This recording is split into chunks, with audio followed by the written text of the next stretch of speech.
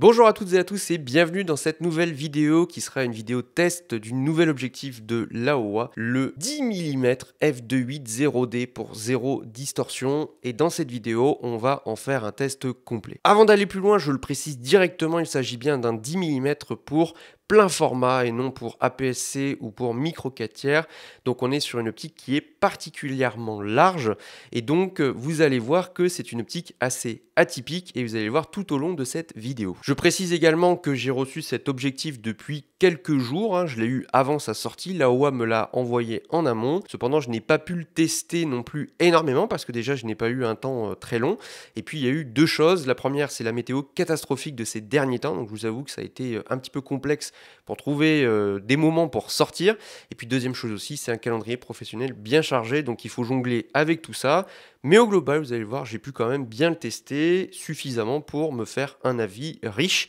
Et donc je vais vous présenter tout au long de cette vidéo ce que je pense de cet objectif. On va le présenter, on va en faire le test, on va regarder des photos et puis à la fin forcément je ferai une synthèse et je vous dirai ce que j'en pense. Bien sûr, cette vidéo est découpée en chapitres. Vous avez tout dans la timeline, mais vous avez également dans la description, vous avez tout en bas les chapitres et puis vous pouvez naviguer dans les différentes séquences qui vous plaisent. Bref, commençons par une présentation de cet objectif. Alors tout d'abord un petit mot sur Laowa. Laowa, c'est un constructeur d'objectifs qui aujourd'hui est bien connu et qui s'est fait une petite place au soleil et dont on va dire le leitmotiv c'est de proposer des optiques à un prix très attractif, des optiques jusque-là qui étaient manuelles et sur des domaines assez précis pour ne pas aller on va dire être en compétition avec tout le monde.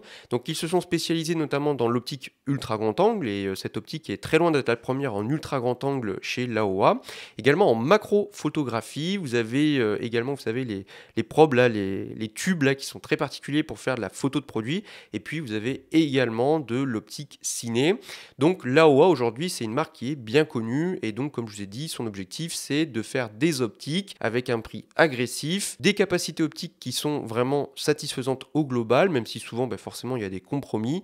Mais le but c'est d'avoir des optiques à un bon rapport qualité-prix. Et donc Laowa, la particularité c'est que là on arrive aux 10 ans de la marque et donc pour les 10 ans, ce qu'ils ont souhaité faire, c'est de faire 10 ans, 10 mm. Donc ils ont sorti cette optique qui est une optique anniversaire et pour ce faire, ils ont décidé de faire quand même une grande nouveauté, c'est de proposer une optique avec mise au point automatique avec un système d'autofocus et ça c'est la toute première optique chez Laowa qui est dotée d'un système d'autofocus. Donc ça forcément, un peu plus tard dans la vidéo, on regardera ce que vaut cet autofocus et de savoir si Laowa a réussi son coup ou pas. Mais en attendant, je vais vous présenter quelques grandes caractéristiques pour bien présenter cet objectif avant de regarder ce qu'il a dans le ventre. Donc la première chose, c'est que c'est un objectif, comme on a dit, 10 mm pour plein format, ça fait un angle de champ de 130,4 degrés, c'est extrêmement large, mais vraiment très très large.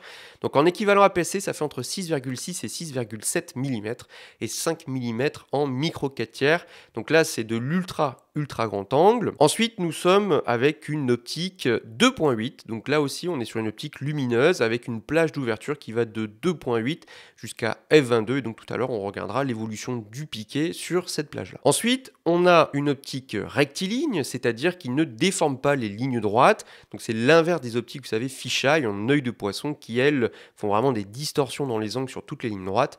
Là, on doit avoir notamment, vous savez, sur l'architecture, sur toutes les lignes, sur les piliers, etc., on doit avoir des lignes droites.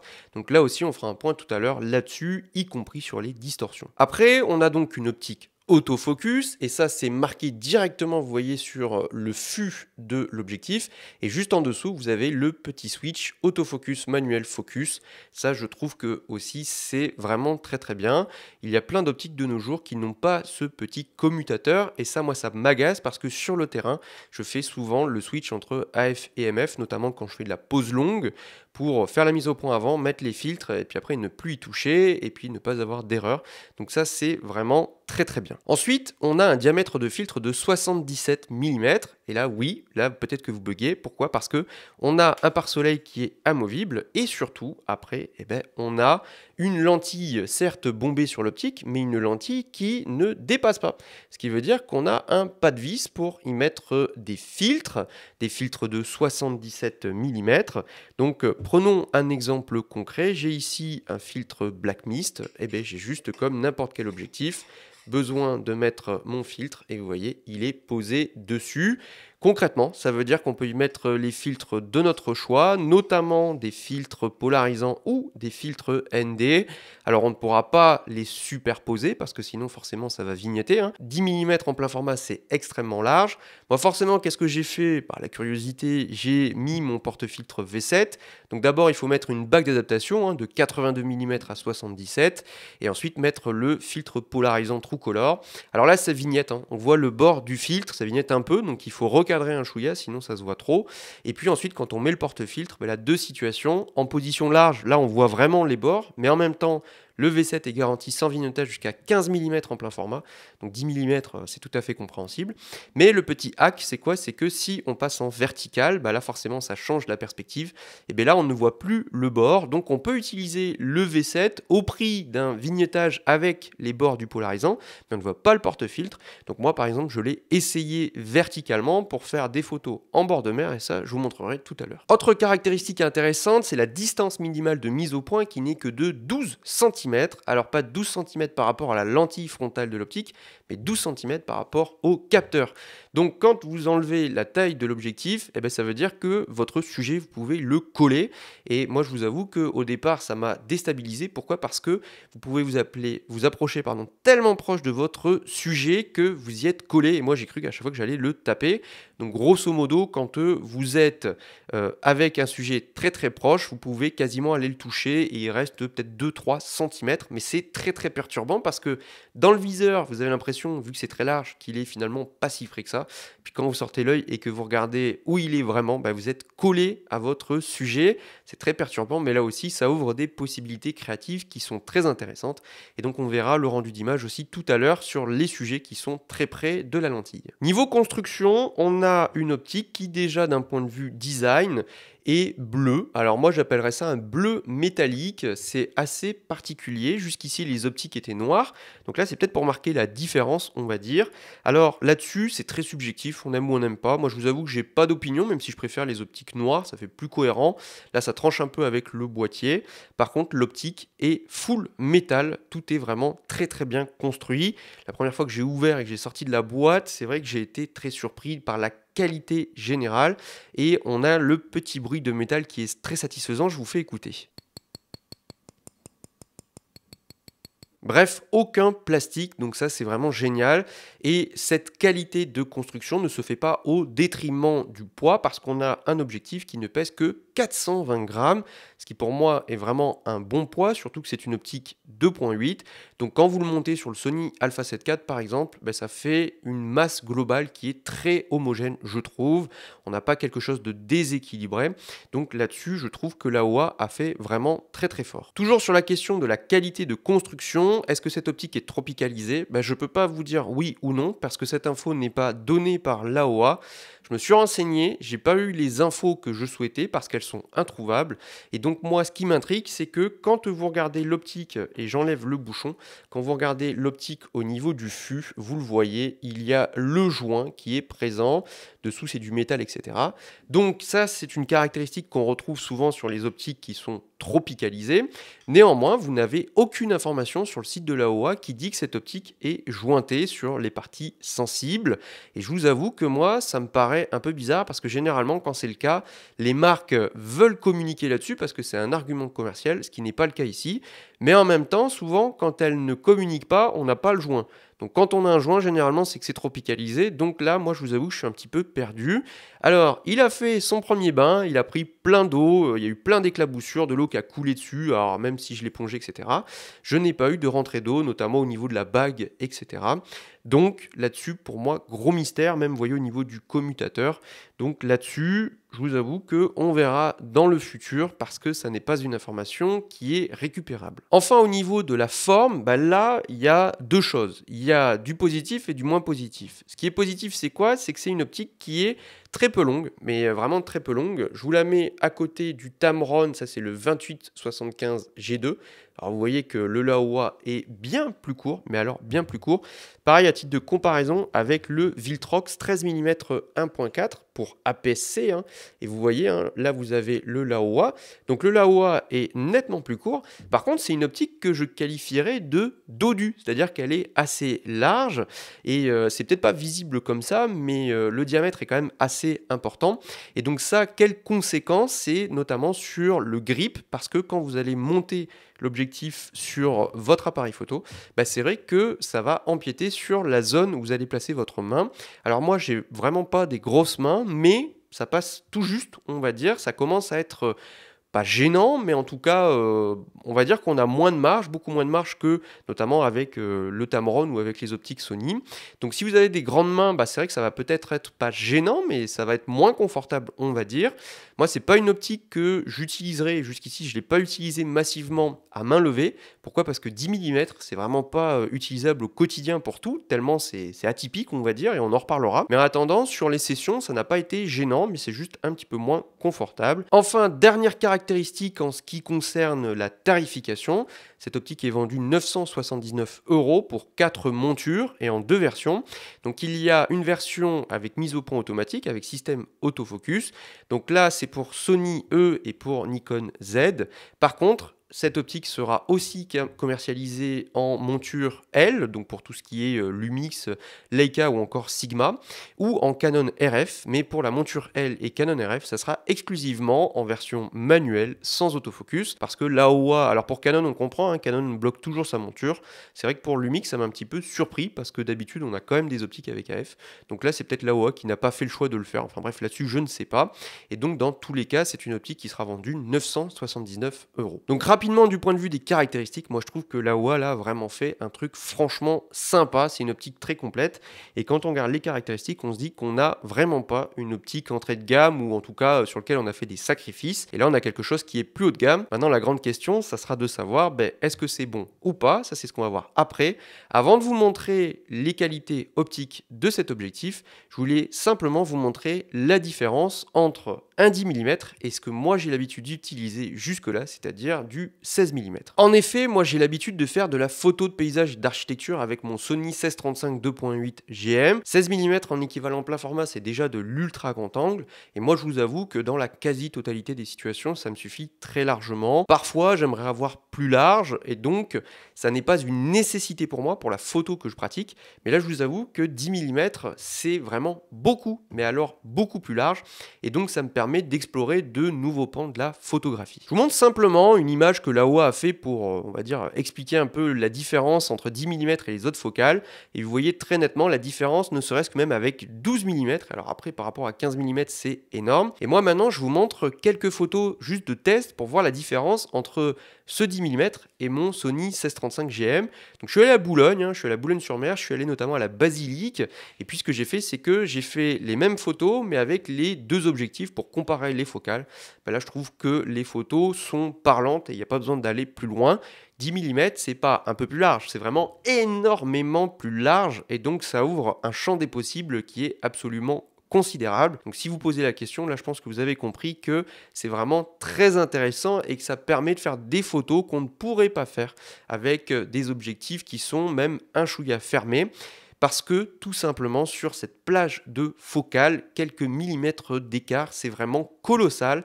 Et 6 mm sur les plages les plus grand angle, ça n'équivaut absolument pas à 6 mm par exemple sur du téléobjectif. Alors de fait, ça apporte quand même énormément d'avantages. Pourquoi? Parce qu'en architecture, par exemple, si on doit faire des photos avec des fuyantes et qu'on a des lignes qui ne sont pas parfaitement droites, eh bien c'est vrai que notre bâtiment, on va pouvoir avoir de la marge autour pour ensuite en édition tout redresser. Donc ça c'est vraiment génial et on a une optique en plus rectiligne. Par contre, je vous avoue que dès que vous avez des grands bâtiments, des choses qui sont vraiment sur les bords, là il faut faire très très attention parce que sinon ça part dans tous les sens. Et puis aussi, grosse difficulté, c'est qu'à 10 mm, tout est tellement large qu'il y a énormément d'éléments à faire rentrer et de fait en termes de composition, bah, tout est de suite beaucoup plus difficile. Donc 10 mm c'est génial, mais c'est une vraie tannée et en termes de composition, bon ben là il faut tout anticiper parce que sinon vous allez avoir beaucoup de vide et surtout vous allez avoir beaucoup d'éléments. Donc il faut vraiment réfléchir à sa composition pour qu'elle soit lisible et surtout pour qu'il n'y ait pas trop de vide. Enfin bref, maintenant on va passer à ce qui je pense vous intéresse. On va regarder les qualités optiques de cet objectif et pour ce faire on va aller dans DxO Photolab et puis on va faire quelques tests. Donc là nous voici dans DxO Photolab et on va commencer par l'analyse du piqué, comment se comporte cet objectif. Et donc ce que j'ai fait c'est que tout d'abord j'ai fait des photos test où on va vraiment comparer l'évolution en fonction de l'ouverture et puis tout à l'heure je vous montrerai des exemples concrets où on mettra en perspective ce piqué. Donc j'ai fait deux catégories de photos test, hein. Donc là moi j'ai fabriqué, j'en avais parlé sur Instagram, j'ai fabriqué un peu vous savez ma charte, ma mire on va dire de test. Alors le truc c'est que là sur la mire je suis quand même assez proche, hein. Je suis peut-être à quoi 25-30 cm parce que bah, en fait même si le carton est très large avec tous les éléments, bah, c'est tellement large 10 mm que je suis quand même assez près. C'est pour ça que je fais une deuxième série de photos de test en extérieur pour voir si notamment en étant près ou en étant loin ça changeait quelque chose. Donc là vous voyez hein, on est bien ici avec le Laowa 10 mm f2.8 hein, C et D Dreamer. Donc ce qu'on va faire c'est que on va regarder un petit peu comment se comporte cette optique et on va suivre ça au fur et à mesure. On est à f2.8 et donc si je me mets à 100% au centre, et là vous voyez on est bien à f2.8, et bien je trouve que au centre des f2.8 le piqué est très bon. Bien évidemment il n'y a aucune correction, de toute façon il n'y a pas de module hein, pour l'instant dans DxO, mais là il y a tout qui est désactivé. Vous voyez qu'au centre le piqué est franchement moi je trouve plutôt très bon dès la pleine ouverture, donc ça je trouve ça absolument génial. Et puis si on va ici sur les bords, alors on parlera du vignettage tout à l'heure, mais vous voyez là on est à 100%. Forcément là si on regarde par rapport au centre et sur les bords, ben, sur les bords forcément c'est moins piqué, mais je trouve que déjà à f2.8, même si c'est moins piqué, c'est franchement très correct et je vous avoue que je m'attendais à pire. Si on regarde en haut, bah vous voyez que là vous avez le centre, on va dire sur les deux tiers bords, bah c'est plutôt pas mal, hein. À nouveau, hein, je dézoome, hein, là je suis à 100%, et puis là je me mets à 100%, bah vous voyez que moi je trouve le niveau de piqué là aussi est plutôt très correct, et puis quand vous regardez sur les bords, bah, c'est plutôt pas mal aussi. Et donc vous voyez ici par contre moi je trouve que l'optique est presque meilleure sur les bords extrêmes que sur la partie ici plutôt au milieu. Et là vous voyez que les points les plus petits, alors à nouveau je dézoome hein, pour vraiment reprendre du recul, je me remets à 100%, bah, vous voyez que quand même c'est un petit manque de lisibilité, c'est pas énorme, mais sur les petits détails ça manque un petit peu de piqué, forcément après on va le voir ça s'améliore. Pareil ici sur les bords, vous voyez que c'est quand même très lisible à 100%. Là sur les détails les plus fins sur le bord, bah, c'est vrai qu'on a du mal à lire, mais là en même temps c'est tout petit. À nouveau je dézoome, hein, vous voyez que ce sont des éléments minuscules. Et puis quand on regarde sur le bas, bah, là vous voyez que sur le bas je trouve que c'est super piqué quand même, c'est plutôt très réussi. Vous voyez que là on est plutôt sur le centre et là sur le bord, bah, vous voyez que je trouve que c'est plutôt contrasté.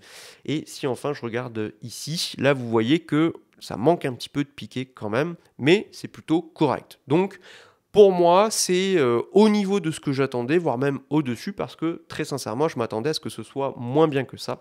Quand on regarde la photo à 100%, on se rend compte que la performance est quand même pas mal du tout. Maintenant, si on passe à f4, eh bien à f4, au centre, c'est toujours très bon, ça s'améliore un petit peu. Et puis sur les bords, c'est vrai que bah, ça s'améliore un petit peu, mais c'est pas non plus énorme. Si maintenant on passe à 5,6, bah là vous voyez que sur les bords, on commence vraiment à avoir quand même une amélioration. Et au centre, c'est très bon, c'est très contrasté, c'est très piqué. Sur les bords, ça commence à être pas mal du tout.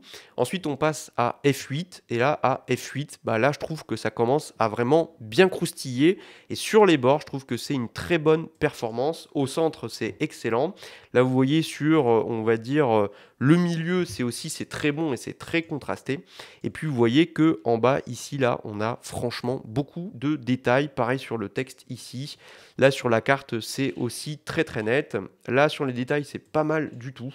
Et là, c'est pareil, on a plein de détails. Donc, optiquement, franchement, je suis assez surpris. Si on passe à F11, et bien là, à F11, pareil, au centre, vous voyez que c'est particulièrement réussi.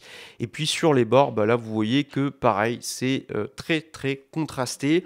On a pas mal de détails. À nouveau, hein, je repars sur la photo en entier, je me remets à 100%. Et bien c'est bien réussi. Et ensuite, bah, à partir de F16, de façon assez logique, on commence à avoir un petit peu de diffraction. Donc on a ce petit voile qui est typique de la diffraction qui apparaît. Vous voyez, on perd un peu en piqué, mais je trouve que c'est quand même de bonne facture, on va dire. Au centre, ça perd un chouïa en netteté, mais c'est à F22 où là, ça commence à se dégrader. Alors, c'est pas mal, mais il y a vraiment ce petit voile, ce petit flou, là, cette diffusion qui est due à la diffraction. Et là, par contre, sur les bords, vous voyez, on perd nettement. Regardez à F22, je reviens à F11. Bah là, vous voyez la différence qui est flagrante. Donc, d'un point de vue optique, je trouve que c'est pas mal du tout. Maintenant, si on regarde sur des photos en extérieur, et on va comparer ça. Donc là, ce que je vais faire, c'est qu'à nouveau, je vais zoomer à 100%. Et vous avez à gauche ici, vous avez le centre, et à droite, vous avez les bords. Et bien là, c'est pareil, sur le centre, vous voyez que, à nouveau, hein, je dézoome pour revoir d'où on part. Bah, si je zoome, vous voyez qu'au centre, c'est très piqué. Moi, je trouve que c'est vraiment impressionnant. Et puis, sur les bords, vous voyez que ça passe, mais c'est moins piqué forcément. C'est un petit peu mou, mais je trouve que c'est quand même correct. Et ça, si vous activez par exemple un petit peu de netteté, parce que là, il n'y a pas de correction, on peut aisément le rattraper. Donc moi je trouve que c'est plutôt très correct. Pareil, à nouveau, on passe à F4. Bah, on gagne un chouïa en netteté, mais c'est pas le plus visible. C'est à partir de F5-6 que vous voyez que là sur les bords, bah, ça commence à être plus net. Au centre, c'est très bon et bien contrasté. Et là, c'est quand même mieux. Et puis après, bah, comme je disais, à F8, hein, vous le voyez ici, F8, ça commence à être bien contrasté. Beaucoup de détails ici sur la grille. Et puis à F11, on atteint le sweet spot. Moi, je trouve vraiment le top de la netteté. Vous le voyez ici sur le toit. Au centre, c'est très bon. Ensuite, F16, ben, on commence à avoir un peu de diffraction, même si je vous dis, moi, je trouve que c'est plutôt correct. Et à F22, ça se dégrade davantage, mais là aussi, ça me paraît tout à fait normal. À présent, regardons le vignettage. Alors, le vignettage, lui, il est quand même plutôt très présent, on va pas se mentir.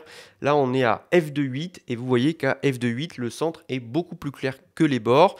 Et donc, le vignettage est quand même assez marqué. Il faut quand même pas mal éclaircir les ombres. Bien évidemment, tout ça se rattrape facilement, mais c'est une optique qui quand même vignette assez fort. Et donc, quand on est à F4, ben, finalement, moi je trouve que d'un point de vue vignettage, il n'y a pas beaucoup de différence par rapport à F2.8. Et la première amélioration est à F5.6, mais ensuite, ça s'améliore progressivement, même si vous voyez le vignettage, là on est à F11, il est toujours présent et on n'arrivera jamais à le supprimer. On aura toujours des bords qui seront plus sombres que le centre, et ça, peu importe l'ouverture. Bien évidemment, ça se rattrape très facilement, mais en attendant, bah, c'est vrai que ça assombrit pas mal, notamment à F2.8 et puis à F4. Ensuite, on va parler des aberrations chromatiques. Alors, cette optique, elle est un petit peu sensible aux aberrations chromatiques. On a des petites franges violettes et des petites franges vertes. Alors, ce que je trouve très surprenant, c'est que, comme souvent, moi, je passe mes photos à la fois dans Lightroom et dans Photolab. Mais j'ai pas eu le même rendu, ni dans Lightroom, ni dans Photolab. Donc, je vous montre rapidement. Quand je regarde en Photolab, et vous le voyez ici, le module, de toute façon, il n'y a pas de module créé pour cet objectif, donc il n'y a pas de traitement en amont. Et surtout, là, vous voyez, la correction d'aberration chromatique est désactivée, donc il ne traite pas. Par contre, si je zoome ici sur les branchages, vous voyez qu'il n'y a absolument pas d'aberration chromatique. En tout cas, s'il y en a, c'est infime, c'est vraiment, faut zoomer, il faut quand même pointer son œil. Par contre, la même photo, si je la passe dans Lightroom, et ben alors dans Lightroom, regardez, là j'ai des aberrations chromatiques qui sont plus visibles. Ici, vous voyez des petites franges violettes et là des petites franges vertes. Et si j'active, vous voyez la suppression de l'aberration, bah là ça l'enlève. Donc ça l'enlève très très bien. Cette optique est un petit peu sensible aux aberrations chromatiques. Cependant, ça s'enlève très très bien, et c'est vrai que de nos jours, en plus avec les logiciels d'édition, c'est pas quelque chose qui est vraiment un vrai problème. Ensuite, on va parler des flares, et cette optique est un petit peu sensible aux flares, on va pas se mentir. Alors, du point de vue des flares, moi j'ai fait quelques tests, là notamment ici avec l'éclairage, ça fonctionne bien pour voir les flares. Bah, là, vous voyez, vous avez un beau flare ici, et c'est quelque chose qui revient dans certaines situations. C'est un peu comme une tache blanche, comme un trait blanc, c'est pas coloré massivement, ça s'enlève très très bien. Mais vous voyez ici que vous avez un petit peu de flair là. là, vous en avez ici. Là, c'est plus visible parce que là, j'ai un petit peu débouché. Vous avez là toujours le flair, vous en avez ici également. Là, verticalement, je l'ai mis et là, vous avez donc un flair là. Alors, c'est un petit peu bruité parce que là, j'étais à très haut ISO, hein, vous voyez, je suis à 5000 ISO. Et puis parce que j'ai poussé aussi l'exposition pour que ce soit bien visible. Mais vous voyez ici, là, vous avez un petit flair coloré. Et dans certaines situations, vous pouvez avoir ici un flair qui est un petit peu rouge, jaune et vert. Et là où moi, je l'ai vu, c'est notamment ici sur le bord. Et là, vous voyez que là, vous avez un petit flair ici sur le bord qui est poussé à mon avis par les deux lumières et donc ça n'est pas très marqué mais dans certaines situations ça peut arriver. Ensuite j'ai fait quelques tests vous voyez en extérieur quand je fais mon coucher de soleil et là je vous avoue que là j'en ai pas remarqué particulièrement. Alors la source lumineuse était quand même là mais c'était pas non plus énorme, donc là ce qui m'intéressera, parce que je vous avoue qu'en ce moment le soleil, si vous le retrouvez, je veux bien que vous m'en envoyiez, mais c'est le seul moment où j'ai pu avoir vraiment un coucher de soleil, donc on verra plus tard, mais là j'ai pas remarqué quelque chose de particulier, on reparlera de tout ça un petit peu après, mais donc au global, vous voyez, un petit peu de flair, même si souvent ça se corrige, mais en architecture, vous voyez, ça peut être un petit peu plus embêtant dans certaines situations. Ensuite, pour ce qui est des distorsions, on a donc une optique, on a dit rectiligne, et ça là-dessus, vous allez voir, et vous le voyez là, hein, les lignes sont vraiment très très droites, et là-dessus, moi je trouve que c'est incroyable. Et donc après, on retrouve des distorsions qui sont tout à fait classiques sur n'importe quelle optique, et compte tenu de la plage focale, moi je trouve que le travail qui a été accompli par l'AOA est vraiment génial, parce qu'on a une très légère distorsion en barillet, c'est-à-dire que en bas, les lignes se relèvent légèrement vers l'extérieur, donc vous voyez, ça fait comme une cuve, et vers le haut, bah, c'est l'inverse, hein, ça tombe légèrement vers le bas. Là, ça se voit ici, hein, vous voyez que la ligne, elle remonte un peu vers les bords. Et donc, si je passe dans personnaliser, bah, vous voyez que ici, si je vais dans distorsion en barillet, vous voyez que si je redresse légèrement, vous voyez que ça redresse de suite la ligne. C'est vraiment pas grand-chose. Pour vous montrer autrement, ici, bah, là, vous voyez que ça relève un petit peu aussi sur les bords. Même chose ici, vous voyez sur l'horizon, mais là, c'est en haut, bah, forcément, là, plutôt, ça descend vers les bords.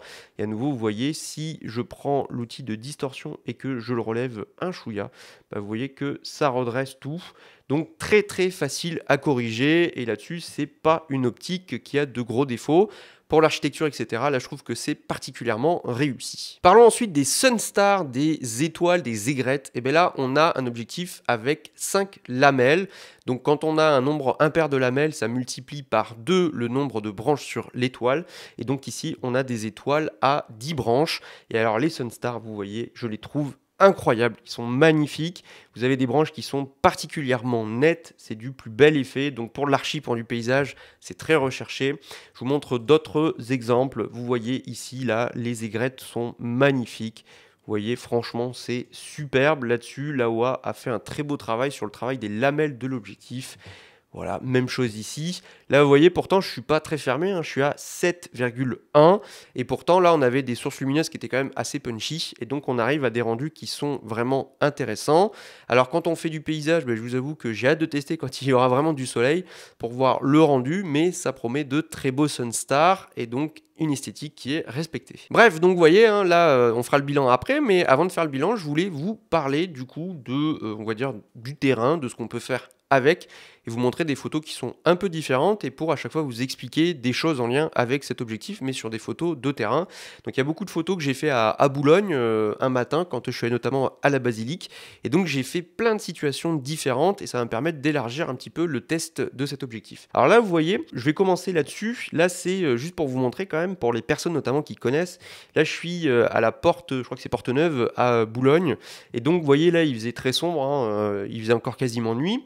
Mais vous voyez, je suis à 2500 ISO, f2.8. Et juste pour vous montrer quand même, bah, si je regarde au centre, hein, on parlait de piqué, vous voyez, au centre, c'est super piqué, je suis à 120%. Et vous voyez qu'il y a énormément de détails. Regardez sur les pavés, c'est franchement génial. Et vous voyez, là, vous voyez que c'est bruité, mais parce que c'est normal, vous avez 2500 ISO. Mais vous voyez, je trouve que là, voilà, je me mets à 100%. Je trouve que la basilique est plutôt assez piquée. Donc, je trouve ça franchement pas mal du tout. Vous avez aussi du bruit hein, qui fait qu'il y a moins de détails. Mais franchement top. Et là, vous voyez, pareil, on est à 2500 ISO f2.8. Et vous voyez, quand je zoome sur la basilique, je suis à 100%. bah franchement, vous voyez, moi je trouve que le rendu est tout à fait acceptable, même je trouve plutôt très bon, sachant que regardez quand même, hein, là je suis sur le bord un peu extrême de l'objectif, et vous voyez là je suis à 140%, et je trouve que à f2.8 c'est plutôt pas mal du tout. Donc vous voyez, hein, c'est une optique, si derrière je retravaillais un petit peu en plus la netteté, eh ben, je trouve que le rendu est plutôt très réussi. Maintenant vous voyez, ce qui est très intéressant, c'est qu'à 10 mm on est très large, mais alors vraiment très large, et donc en intérieur, bah là vous imaginez, c'est une basilique, c'est colossal la taille, et là ça paraît presque petit, donc ça déjà c'est la première chose, c'est qu'on a des possibilités qui sont énormes, mais surtout il faut faire attention avec les lignes, parce que ça peut vite partir en sucette, même si l'optique, et là vous voyez qu'elle est rectiligne, donc toutes les lignes droites restent droites, par contre vous avez des fuyantes qui partent dans tous les sens, et donc je vous montre quelques exemples, hein. Dès qu'on commence à lever ou à baisser l'objectif, bah là forcément ça devient compliqué, donc il faut être vigilant. Certes on rentre énormément de choses, mais ça peut partir un petit peu dans tous les sens. Je vous montre un autre exemple. Là, c'est impressionnant, mais vous voyez, je vois carrément ici les panneaux avec la bâche au-dessus. Mais c'est absolument fou de se dire que ici, alors il faut se projeter, et moi j'ai le truc en tête parce que je connais l'endroit, mais là vous voyez en fait les deux rues, le carrefour, etc. Et vous avez la basilique qui rentre tranquillement. C'est absolument fou, mais c'est vrai que bon bah voilà, d'un point de vue perspective, il faut quand même être particulièrement vigilant. Par contre, vous voyez, je vous disais, bah, ça permet de faire rentrer énormément de choses, et là c'est le cas à Boulogne par exemple. Vous avez ici le château qui est un musée, et puis vous avez la basilique. Alors certes, ici pour avoir l'angle que je voulais, il a fallu que je lève un peu l'objectif, donc on a des lignes défuyantes, mais vous voyez l'avantage c'est qu'il y a de la marge de part et d'autre, et en redressant en fait les lignes, bah, vous pouvez avoir quelque chose qui est plus rectiligne, mais avec la marge que vous avez, vous pouvez redresser tout ça. Et en attendant, par exemple à 16 mm, j'aurais été incapable d'avoir tout sur la même photo, ou alors il aurait fallu faire du panorama. Même chose ici, hein, vous voyez, je fais rentrer énormément de choses, et quand je vous disais tout à l'heure qu'il fallait faire attention, bah, vous voyez là, c'est absolument vertigineux, et vous voyez les lignes qui partent dans tous les sens. Là-dessus, il faut être quand même vigilant. Mais par contre, ce qui est génial, vous voyez, c'est que vous pouvez faire rentrer beaucoup de choses dans votre cadre. Sachez que par exemple, à 16 mm, ça ne rentre pas, et en même temps, toujours, hein, quand je zoome, j'ai quand même un bon niveau de détail, je suis à 140%, je suis à f9, et vous voyez que c'est pour moi très piqué, et en même temps vous voyez quand je regarde les bords extrêmes, vous voyez que là à f9 c'est très qualitatif. Regardez là sur la façade, franchement il n'y a pas grand chose à dire. De fait, ça peut être assez déstabilisant d'avoir une focale aussi large, et là je me suis amusé juste ici, un damier à Wimereux au sol qui est bien connu, et là bah, j'ai mis l'appareil photo verticalement, et bah ouais, là vous vous rendez compte clairement que on voit mes jambes, et même on voit même le bas de ma veste, et en même temps il y a quand même le damier plus la mer en fond. Donc il faut faire attention, vous l'avez vu tout à l'heure ici quand j'ai fait dans les photos, bah, vous voyez que par exemple là sur cette photo ici, vous voyez ici carrément le trépied, c'est quand même assez fou. Et donc je vous parlais tout à l'heure, vous savez, du porte-filtre, là vous voyez le bord du CPL, donc du filtre polarisant du V7, hein, le True Color, mais vous voyez c'est très perturbant parce que si vous commencez à cadrer verticalement sur trépied, bah, vous pouvez assez vite voir les jambes de votre trépied, donc là-dessus, il faut vraiment faire attention. Mais l'avantage, c'est qu'on peut aussi s'amuser et faire des photos un peu plus créatives. Donc là, vous voyez, quand je vous parlais de distance minimale de mise au point, je me suis collé, mais alors collé, là, j'avais la lentille qui était presque contre le nez du banc. Et à Boulogne, vous avez ces bancs avec les dragons qui sont forcément très sympas. Et donc là, moi, ce que je voulais, c'était faire rentrer tout le banc, avoir ces lignes de perspective. Et là, je suis collé. Et en même temps, là, vous voyez, quand je regarde, bah, le niveau de piqué, là, je suis à vous voyez, F10. Le niveau de piqué, là, est vraiment bon. Par contre, et on parlait de distance minimale de mise au point, si je me mets par exemple ici à f2.8, là je suis quasiment collé, bah là vous vous rendez compte que j'ai un rendu qui est quand même pas très piqué, parce que là je suis presque collé à la mousse, et là vous voyez qu'il y a quand même un peu de brume. Donc au global, certes on peut s'approcher, presque se coller, mais il va falloir quand même pas mal fermer pour avoir un rendu qui est mieux. Là je suis à f4, et vous voyez qu'à f4 c'est un chouïa mieux, mais il faut vraiment arriver sur des ouvertures à f8, f10, f11 pour que très près, ce qui est très près, soit quand même bien piqué. Et là, on le voit sur le banc. Mais par contre, si on ferme, etc., bah, on a des photos qui sont assez atypiques. Et moi, je me suis beaucoup amusé à faire ces photos. Enfin, en extérieur, bah, c'est vrai qu'on peut à nouveau faire des photos qui sont assez atypiques. Là, par exemple, j'avais fait des photos au Cap Blanc-Nez, à Écalles. Et donc, la falaise paraît étonnamment assez petite, alors qu'elle est colossale et que je suis quand même assez près. Mais on peut s'amuser avec les reflets. Pareil, ici, vous voyez, avec la basilique, là, là, j'ai pu m'amuser avec les reflets et coller l'optique. Donc c'est franchement très très sympa. Et puis là, vous voyez, par exemple, là, je suis collé à la falaise et ça me permet d'avoir à la fois les cailloux. Et là, vous voyez, je suis à f7,1. Bah, vous voyez, quand vous regardez, hein, moi, je trouve que là, je suis à 100%. Vous voyez, je trouve que le rendu est franchement très propre hein, sur l'ensemble de l'image. Et puis, bah, là, vous voyez, ça me permet d'avoir à la fois les oiseaux qui volent dans le ciel. Il y a plein d'oiseaux là qui volaient, d'avoir la falaise et d'avoir carrément le sol, donc d'avoir des perspectives un petit peu différentes. Et là, vous voyez, ici, par exemple aussi, ça permet de bien voir l'escalier du cran des cales où là, par exemple, ici, à 16 mm, j'aurais jamais pu faire cette photo ou alors en panorama. Mais là, je peux voir la plage, l'escalier, la falaise, on peut absolument tout voir. Enfin bref, c'est une optique, très sincèrement, d'un point de vue focal, des fois c'est trop large, et je vais pas vous mentir, hein, moi là en bord de mer, selon ce que j'ai l'habitude de faire, je préfère vraiment 16 mm parce que 10 mm c'est trop large. Par contre, je sais que pour de l'architecture ou pour certains paysages où on a de très très grands espaces, eh bien 10 mm c'est franchement génial. Bon et alors pour terminer cette vidéo et avant de passer à la conclusion, je voulais vous parler de l'autofocus, et oui ça c'est la nouveauté chez Laowa sur cet objectif. Alors que dire de cet autofocus? Globalement c'est positif même si ça n'est pas parfait. Pourquoi? Parce que en photo, j'ai testé donc en mode AFS et là ça fonctionne parfaitement sur l'ensemble de l'image. Par contre en photo, quand on passe en mode AFC, ça fonctionne bien du centre jusqu'aux 2/3 et dès qu'on passe dans le dernier tiers sur les angles, et bien là il pompe et il n'arrive pas à faire la mise au point même sur des sujets on va dire lumineux. Donc en AFC, il faut bien être vigilant à ne pas l'utiliser sur les bords. En vidéo maintenant ça fonctionne bien, honnêtement moi je suis quand même content, je l'ai essayé pour un petit peu vloguer et il suit bien l'œil. Au centre il suit parfaitement le sujet et il fait les changements de mise au point vraiment très très bien. Et puis vous voyez que ce soit sur ma main, que ce soit sur ma montre, à chaque fois il s'adapte très très rapidement. Pourtant je suis très près là-dessus, ça fonctionne bien. Par contre c'est vrai que dès qu'on colle certains sujets, pas au centre mais un petit peu quand même sur les bords, il a tendance à un petit peu pomper, surtout sur des textures, vous voyez comme sur le poteau où là il a tendance à pomper parce que c'est une texture qui est un petit peu compliquée. Donc ça n'est pas parfait, mais en même temps vous voyez sur ce type d'optique, l'autofocus c'est pas déterminant et c'est pas le genre d'optique que je vais mettre en difficulté je pense dans le gros des cas. Ce que je sais c'est qu'en photo je vais l'utiliser surtout en AFS parce qu'en même temps pour du paysage je fais la mise au point une fois. Je vais pas forcément l'utiliser pour des trucs sportifs et en même temps tout est tellement large que ça serait difficile à exploiter. En vidéo pour du vlog, souvent moi je vais filmer notamment, vous voyez avec l'objectif et moi au centre. Donc au niveau de l'œil ça va bien suivre et ensuite vous voyez mettre des sujets au centre. Voilà. Par contre, c'est vrai que s'il y a quelque chose sur les bords et des textures un petit peu plus complexes, là, ça va peut-être être un petit peu plus difficile pour lui, notamment si ça manque un petit peu de lumière. Enfin bref, on arrive à la fin de cette vidéo et donc que retenir de ce Laowa 10 mm f2.8? Écoutez, moi au global, je trouve que c'est très positif. Pourquoi? Parce que je trouve que c'est une optique qui est assez équilibrée. Là, je tiens à mettre vraiment une mise en garde. Pourquoi? Parce que je vois déjà arriver des choses de savoir, oui, mais sur d'autres optiques, etc. Alors, on va remettre les choses dans leur contexte. C'est une optique qui est vendue 979 € avec mise au point automatique, construction full métal, f2.8, sur une plage focale qui est très complexe optiquement, du 10 mm en rectiligne. Donc je trouve que le rapport qualité-prix est très bon.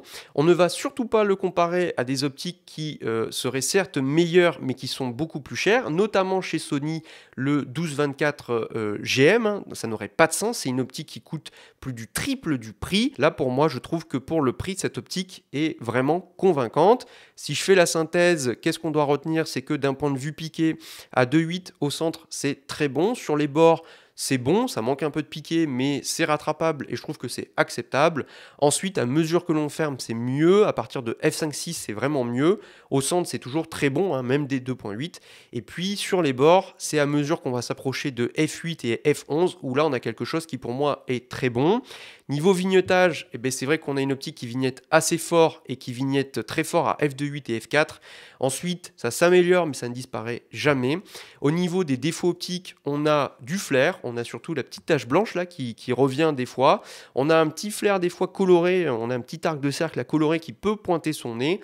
Par contre, au niveau distorsion, c'est du très bon. On a une légère distorsion en barillet, mais qui est vraiment infime et qui se rattrape en 2 clics.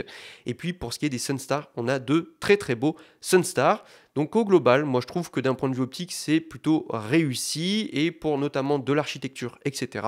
On va pouvoir bien retravailler et par exemple même sur des photos à des ouvertures un peu lumineuses, le piqué, ça se rattrape quand même dans une grande mesure sur les bords. Donc voilà, je serais ravi de savoir ce que vous en pensez. N'hésitez pas à me le dire en commentaire. Moi, j'aime vraiment beaucoup cet objectif et je sais que je vais beaucoup l'utiliser. Certes, pas dans tout parce que comme je vous ai dit, moi, dans beaucoup de situations, c'est même trop large parce que, vous voyez, par exemple, en paysage, on voit vite le trépied. Mais en attendant, pour certaines situations et notamment pour l'architecture, ça va être vraiment très très fun. Et surtout, dans les semaines à venir, moi je sais que je vais construire des projets avec cet objectif parce que ça offre de nouvelles perspectives. Donc forcément, j'ai envie de voir plus profondément ce qu'il a dans le ventre. Et puis se pose la question, peut-être que vous posez qu'on n'a pas abordé, de l'astrophotographie. Bah oui, 2.8 10 mm. Là-dessus, j'ai pas pu tester. Déjà parce que je n'ai pas eu le temps et c'est pas en quelques jours que j'ai pu faire ça. Aussi et surtout, avec la météo qu'on a actuellement, pour trouver un ciel étoilé dans le nord de la France, bon courage. Donc ça sera testé parce que dans quelques semaines, on part en Islande. Donc il fera de l'astrophoto, il fera de l'aurore boréale. Et à ce moment-là, je referai un point spécialement pour voir notamment sur le coma, etc. On fera un bilan là-dessus. Et peut-être que sur Internet, vous trouverez d'autres reviews qui parlent déjà de l'astrophoto avec cette optique. Enfin bref, n'hésitez pas à suivre sur Instagram parce que je vous dis, j'en parlerai en temps réel sur Instagram. Je ferai sûrement une autre vidéo ultérieurement là-dessus où on fera un deuxième bilan plus détaillé qui reprendra la base mais surtout qui approfondira certains points, notamment après l'Islande. N'hésitez pas à me dire en commentaire ce que vous en pensez, hein. Et puis si jamais cette optique vous intéresse, même si vous avez des questions sur des trucs que j'ai peut-être pas abordés, vous avez les liens en description pour en savoir plus. Et puis en attendant, je vous dis à très vite les amis pour une nouvelle vidéo.